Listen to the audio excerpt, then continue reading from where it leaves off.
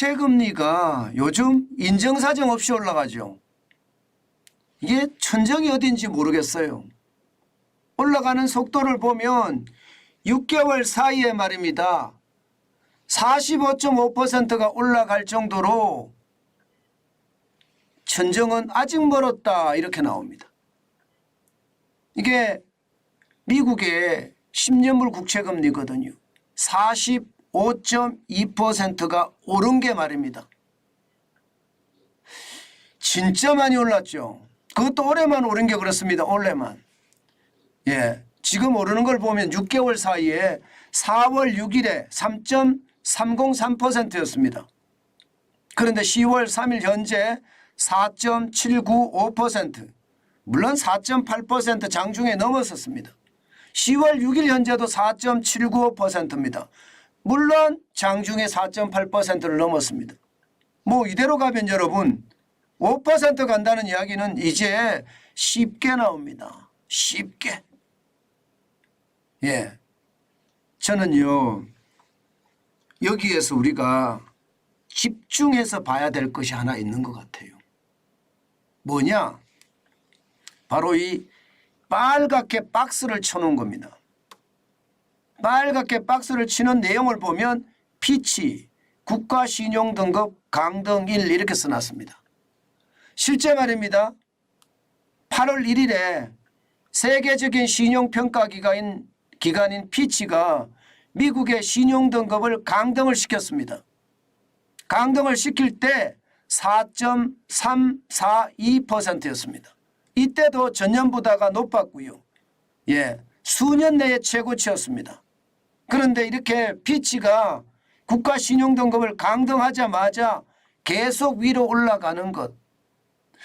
여러분들은 왜 이렇게 올라간다고 생각을 하십니까? 예, 일본이 채권을 많이 팔아서요. 미국 채권을. 중국이 미국 채권을 많이 팔아서요. 당연히 포함됩니다. 또 미국의 정부가 채권을 많이 찍어낸 것도 분명히 말입니다. 채권 금리가 급등하는 데는 영향을 굉장히 많이 미쳤습니다. 그렇지만 시장에서는요. 다른 얘기가 나옵니다. 어떤 얘기가 나오느냐? 바로 이 피치가 국가신용등급을 강등시킨 핵심이 뭐냐? 이거 말입니다. 당장 여러분 피치는요. 보시는 것처럼 미국의 국가신용등급을 최고등급에서 한 단계 내렸습니다. AAAS 말입니다. AA 플러스로 강등을 시켰습니다. S&P는 이미 강등을 시켰고요. 또 무디스도 지금 강등을 만지작 하고 있습니다. 이들이 말하는 지금 미국 국가 신용 등급이 떨어진 이유는요. 부채입니다. 부채. 재정 적자가 엄청나게 일어나고요. 여기에 부채마저도 엄청나게 증가하니까 국가 신용 등급이 떨어지는 겁니다. 그런데 그 당시에 제닛 옐린 미국 재무장관도 웃기는 소리, 제이미 다이먼, 월가의 황제라고 하는 JP모건 체이스 회장도 이거는 좀 심하다. 심지어 학계에서까지도요. 아니 미국 자체가 국가신용등급 그 자체인데 최고등급에서 내리는 게 말이 되느냐 이런 식으로 이야기했거든요. 그런데 시장에서는요. 시장에서는 무조건 이 부채에 주목을 하는 거예요. 부채에. 이게 부채에 주목할 수밖에 없었던 게 말입니다. 지금까지는요. 아시아 금융위기라고 이야기하는 IMF 외환위기. 위기를 막느라고 정신이 없었어요. 2008년의 글로벌 금융위기. 위기를 막느라고 정신이 없었습니다. 2020년의 코로나 위기도 마찬가지입니다. 위기를 막으려고 정신이 없었으니까 돈을 계속 풀었을 거 아니에요. 그죠? 돈을 계속 풀어도 말입니다. 돈을 푸는 데 대한 어떤 두려움 같은 것은 거의 없었습니다. 그런데 최근의 분위기가 완전히 달라지는 분위기예요. 왜 달라지는 분위기냐? 여러분, 이게 달라질 수밖에 없는 구조를 가지고 있다는 뜻이에요. 게다가 투자자들이 지금은요, 위기를 보는 것이 아니라 부채를 본다는 뜻이에요. 왜? 갑작스럽게 기준금리가 올라가니까. 보시는 것처럼 2022년 3월에 미국의 기준금리를 올리기 시작했습니다. 그리고는요 2023년 5월까지 1년 2개월 만에 금리를요 9월까지죠. 7월까지입니다. 죄송합니다. 7월까지 1년하고 4개월 만에 말입니다. 5.25%의 금리를 올렸습니다. 금리를 갑자기 쫙 올렸습니다. 금리를 올리면 여러분, 그것도 단기간에 빨리 올리면 이자에 대한 부담이 생길까요? 안 생길까요? 당연히 생길 겁니다. 제가 이자 폭탄이라는 말을 많이 쓰잖아요. 이자 폭탄의 어떤 위기감이 생긴 겁니다.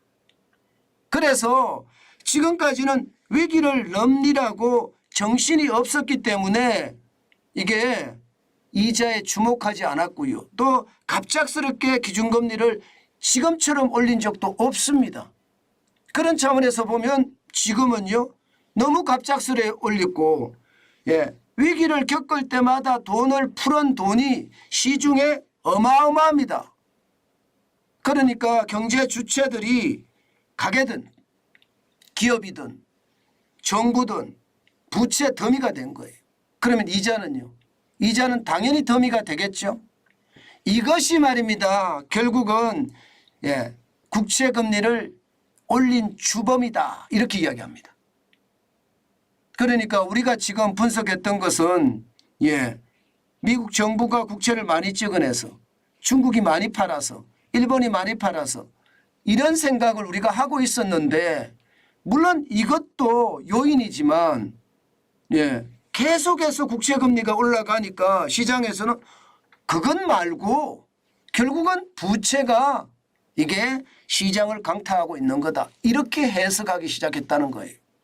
이렇게 되면 여러분 투자자들이 머뭇거릴 수밖에 없어요. 머뭇거릴 수밖에. 결국 말입니다. 지금까지 어떤 요소 실제 장기금리 국채를 결정하는 요소를 보면 단기금리 기대치 단기금리 기대치라는 건 앞서 말씀드린 것처럼 국채를 찍어내고 그죠? 그 다음에 일본이 팔고 중국이 팔고 이것은 충분히 시장에서 흡수할 수 있는 요인이다. 인상 요인은 지금 정도가 어느 정도 올라가는 어떤 수준이다. 정상적이다. 지극히 정상적이다. 이렇게 이야기하지만 여기에 이제 기간 프리미엄이 붙는 거예요. 기간 프리미엄. 단기 국채금리라는 게 3년물 국채금리를 말하는 거잖아요. 10년물, 20년물, 30년이 되면 이제 기간 프리미엄이라는 게 붙습니다. 자, 여기에서 기간 프리미엄이라는 것은 결국은 부채에 대한 위험, 정치 불안에 대한 위험. 정치 불안에 대한 위험은 시간이 가면 갈수록 좀 가시겠다? 그러면 부채에 대한 위험이 점점 커진다는 거예요. 국채금리가 떨어지면 10년물이나 20년물이나 30년물이나 국채금리가 떨어지면 이런 위험까지는 생각을 안 해도 되는데 지금 국채금리가 계속 올라가니까 결국은 국채를 올리는 주범은 부채다 이렇게 생각을 하는 거예요. 특히 정부 부채다. 사실 정부 부채 지금 미국 천문학적이거든요. 2023년 현재 말입니다. 33조 달러를 넘었습니다. 우리 돈으로 4경 3,600조 원이에요. 사상 처음으로 33조를 돌파했어요. 지금 올라가는 걸 보면 말입니다. 2010년만 하더라도 13조 6천억 달러였거든요. 2020년에 엄청나게 늘었죠. 그죠? 2020년에. 그리고 2022년에는 또 늘었습니다. 여기에다가 2023년에 또 늘고 돈을 2020년 위기 때 풀었으면 그 다음에는 걷어들여야 되는데 걷어들이지는 못하고 계속 푼다는 뜻이 계속 푼다. 푸니까 부채는 쌓이고 부채에 대한 어떤 위험감은 더 커지고 이자에 대한 폭탄은 더 심해지니 결국은 말입니다. 미국 경제 전체에 어떤 위기감이 서려 있다 이런 뜻이에요. 그런데 그게 채권 시장에서 터진다. 지금 이렇게 이야기하고 있는 겁니다. 예, 그만큼 말입니다. 시장의 위협감이 크다는 뜻이고요. 특히 말입니다. 재정적자가 앞으로도 줄 것 같지가 않아요. 재정적자가 2023년 기준으로 보면 1조 5,690억 원입니다. 내년엔 늘어납니다. 1조 8,640억 원으로. 2025년에는 조금 줄어들지만 2033년에 가면 2조대를 기록할 거라고 예상합니다.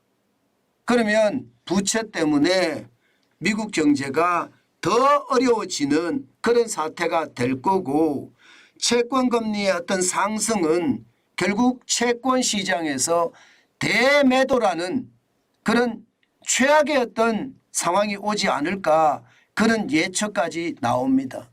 여기서 매도도 아니고 대매도라고 붙였습니다. 이 말은 여러분 채권발 경제 위기가 터질 수도 있다는 이야기예요. 그 정도로 말입니다. 시장의 위협감은 굉장히 크다. 또 지금까지 어떤 시각을 확실하게 바꾸는 그런 어떤 상황이다. 이렇게 말씀드릴 수가 있을 것 같습니다. 여러분 지금 세계시장은요. 나 홀로 미국만 호황이다 이렇게 이야기하지만 미국에 대한 비관적인 전망이 계속해서 쏟아지는 것을 보면 말입니다. 결국 말입니다. 저는 위기는 그렇게 멀리 있는 것 같지가 않아요. 만약에 말입니다. 만약에 지금 이대로 말입니다. 무디스마저 국가 신용 등급을 떨어뜨리면 어떻게 될까요? 피치가 떨어뜨렸잖아요. S&P는 떨어뜨렸습니다. 무디스는 아직도 미국이 국가 신용 등급을 최고 등급에 안착시켜 놓고 있습니다. 그런데 무디스마저 세계 신용 등급 그중에서 미국의 신용 등급을 떨어뜨리면 저는 그때는요 위기가 현실화되지 않을까. 이게 물 위로 올라오는 것은 아닐까. 저는 그런 엄청난 생각도 해봅니다.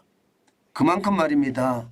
지금 상황은 진짜 좋지 않다는 이야기. 저는 언제든지 터질 수 있다고 생각을 하거든요. 그 정도로 말입니다. 상황이 굉장히 나쁘다. 저는 그렇게 보는 겁니다. 사실 무디스가 얼마나 떨어뜨릴지 솔직히 어느 누구도 장담할 수는 없어요. 그렇지만 무디스가 최고 등급에서 내리는 그날 지금 미국 경제 괜찮을까 한 번쯤 우리는 생각해 볼 필요가 있습니다. 지금 피치는 2023년 8월 1일 날 내렸고요. S&P 500 죄송합니다. S&P는요. S&P는 2011년에 내렸습니다. 벌써. 지금 무디스만 최고 등급 AAA로 지금 유지를 하고 있는데 무디스까지 내렸을 때 과연 충격 없이 넘어갈 수 있을지 저는 여러분들하고 지켜봐야 된다고 생각합니다. 그 정도로 말입니다. 저는 시장의 위기감 굉장히 크다고 봅니다. 단순하게 말입니다. 시장이 미국이 지금 호황이니까 기본적으로 말입니다. 고용시장이 너무너무 좋으니까 미국은 앞으로도 건재할 거야. 게다가 많은 사람들이 연착륙에 대한 기대감을 많이 가지고 있거든요. 심지어 IMF 총재까지도 연착륙에 대한 기대감을 최근에 피력을 했습니다. 물론 연착륙에 대한 기대감이 있을 수 있겠지요. 그런데 과연 이자 앞에 장사 있을까요? 저는 이자 앞에 장사가 항상 없다고 생각하는 사람인데 결국 말입니다. 그 위기감이 어떻게 될지는 한 번 더 우리가 고민을 해봐야 될 겁니다. 저는 정환진 TV 여러분들과 저는요. 반드시 말입니다. 지독한 고민, 지독한 경계감 지금은 반드시 필요하다고 저는 생각합니다. 그 정도로 말입니다. 시장의 위기는 그렇게 멀리 있는 것 같지 않거든요. 그렇기 때문에 조심하시고 조심하시는 거 잊지 말았으면 좋겠습니다.